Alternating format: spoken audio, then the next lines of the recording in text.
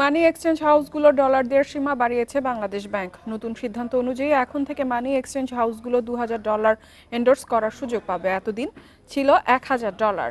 মঙ্গলবার বাংলাদেশ ব্যাংকের বৈদেশিক মুদ্রা নীতি বিভাগ থেকে এ সংক্রান্ত নির্দেশনা জারি করা হয়। মানি চেঞ্জার অ্যাসোসিয়েশনের দাবির প্রেক্ষিতে নতুন এই সিদ্ধান্তের কথা জানিয়েছে কেন্দ্রীয় ব্যাংক।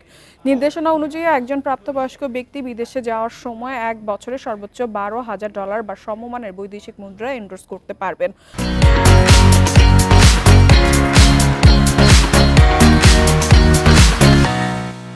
তবে যারা 12 বছরের নিচে রয়েছেন তারা এর অর্ধেক অর্থাৎ $6000 ব্যবহারের অনুমোদন নিতে পারবেন।